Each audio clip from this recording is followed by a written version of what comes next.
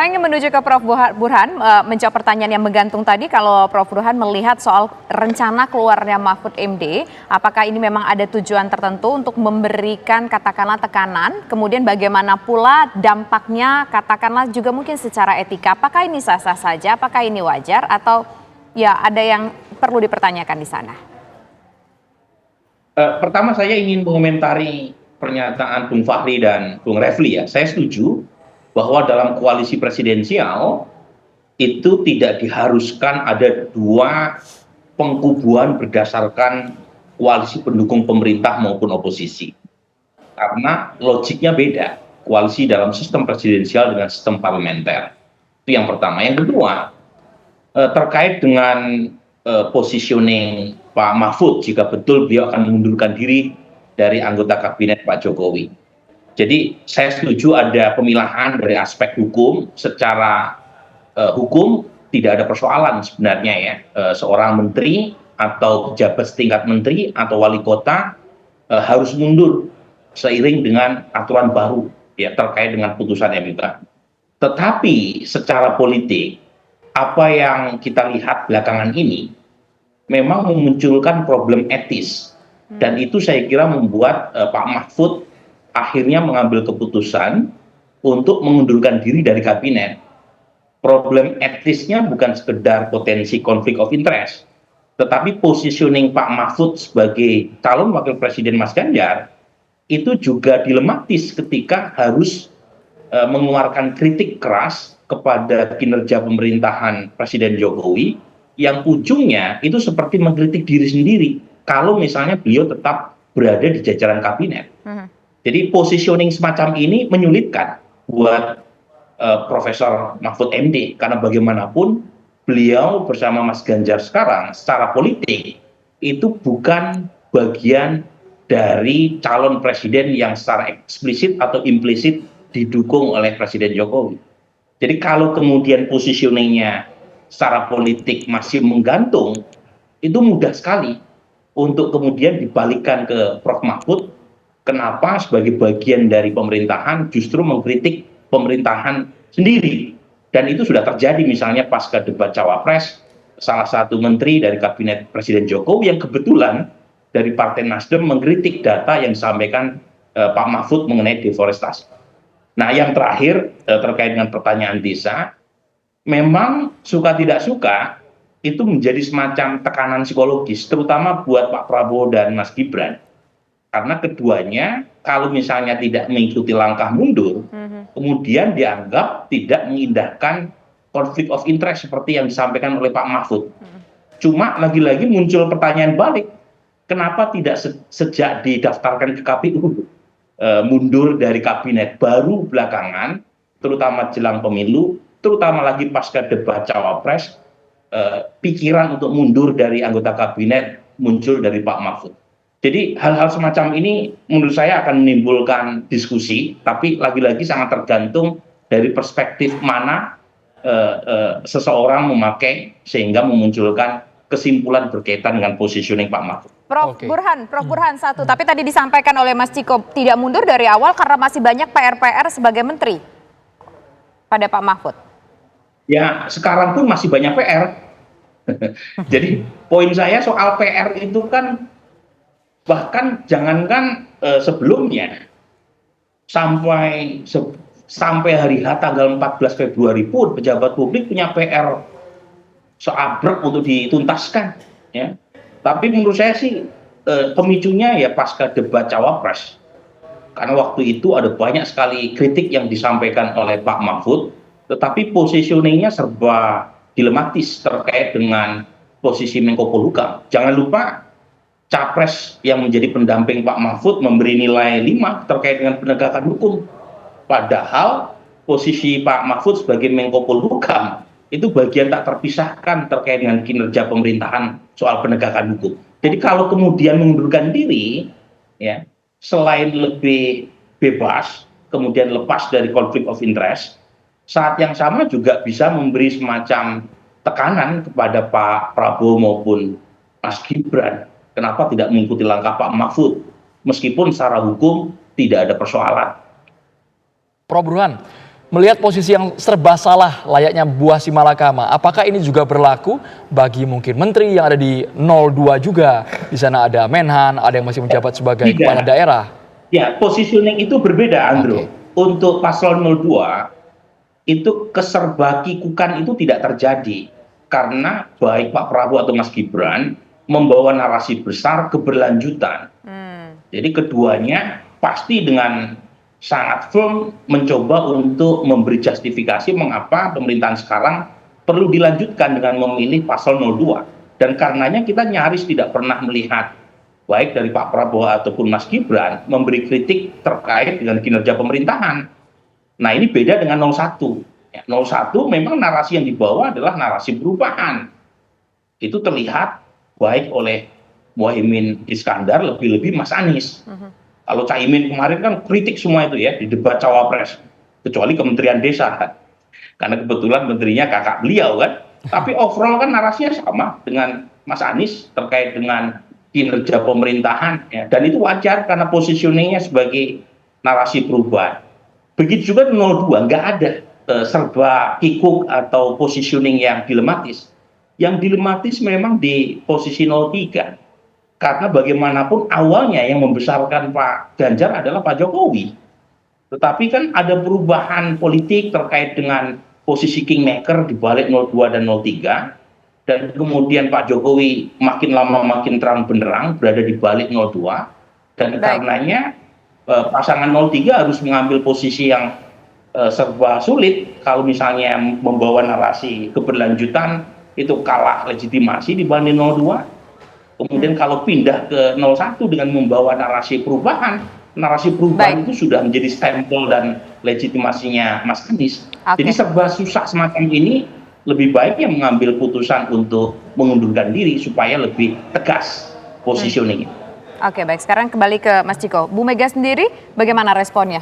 Sampai hari ini saya belum mengetahui respon Bu Mega, tapi ini yang selalu menjadi pertanyaan dan banyak teman-teman di jurnalis juga bertanya sama saya, apakah sudah dibicarakan dengan ketua umum partai? Nah ini yang ingin kita kembalikan bahwa calon presiden dan calon wakil presiden kami sudah act as if they are president and vice president.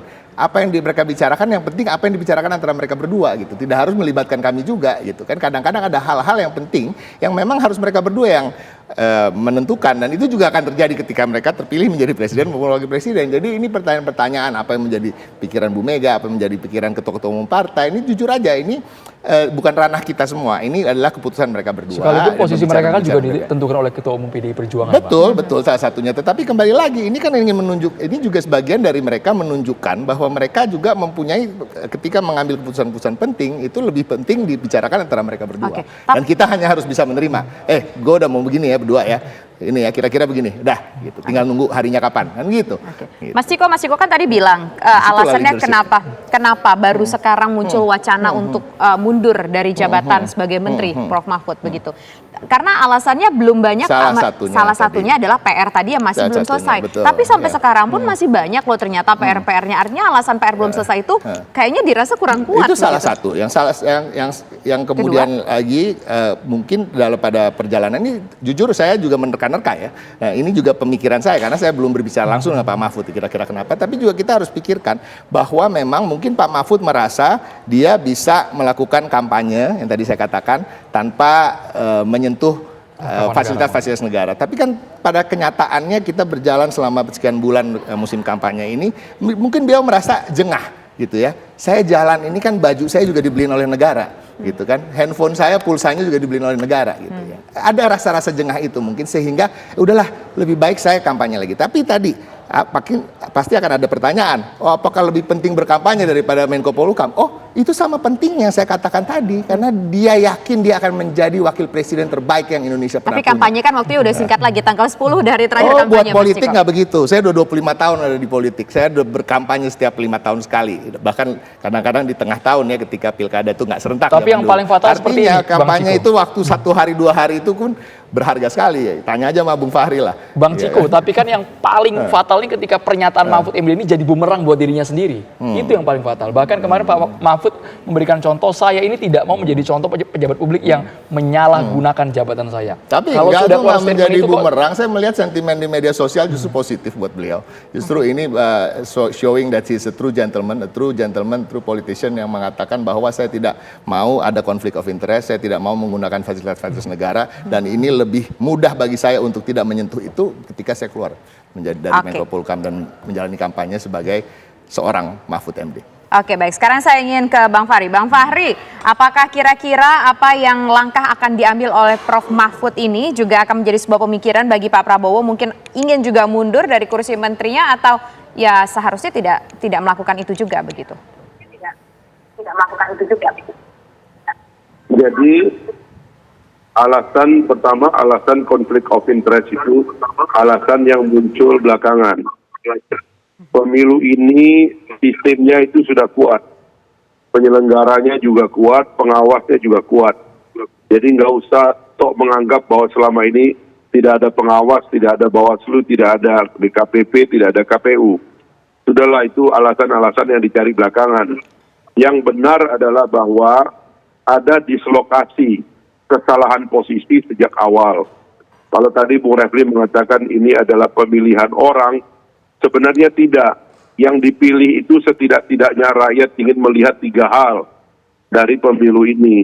Dia ingin melihat idenya, dia ingin melihat cara kerjanya, dia ingin melihat juga orangnya. Orangnya itu juga dipengaruhi oleh hal-hal yang ada di belakangnya, oleh timnya, ya, oleh partai politik yang mendukungnya. Semuanya dievaluasi oleh rakyat dan semuanya dinilai oleh rakyat.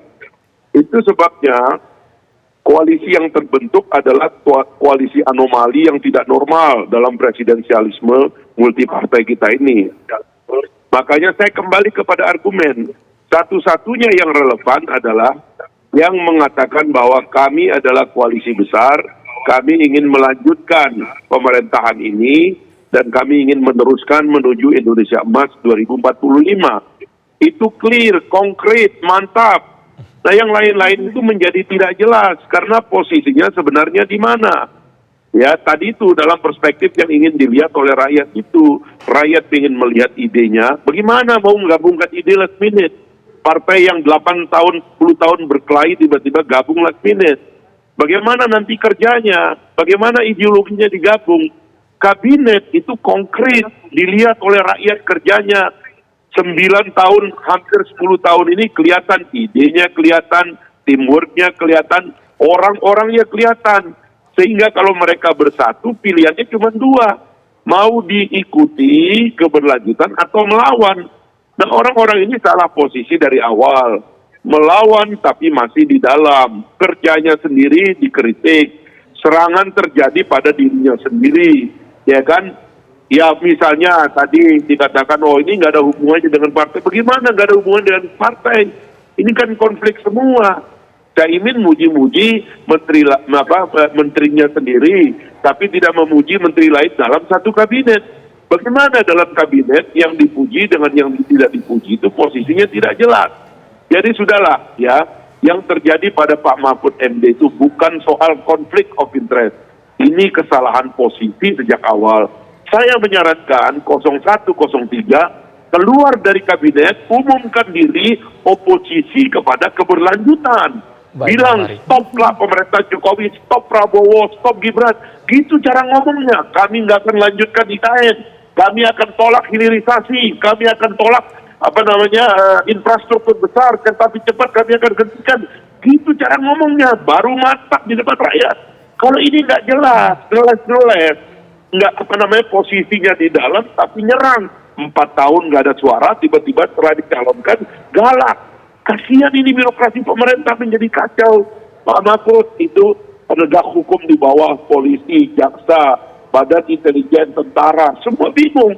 Koordinator kita kok 4 tahun baik-baik saja, kok tiba-tiba sekarang nyerang kami, nganggap kami nggak kerja. Nah, yang begini-begini harus dihentikan. Caranya adalah bikin jelas posisi. Gak usah ngomong konflik of interest. Ini salah posisi, keluar semua cepat. lalu melakukan perlawanan dari luar, itu yang hebat. Baik. Itu yang saya kira gentleman kalau dilakukan. Bang Fahri menuding Sementara 1 dan juga 3 sudah salah ngomong dari posisi awal, ya Bang kami Fahri mau ya. meneruskan. Bang Fahri ini harus Gitu. ditanggapi sama 03 dan juga 01. Sesaat lagi hanya di Kabar Petang pemirsa. Kita kembali.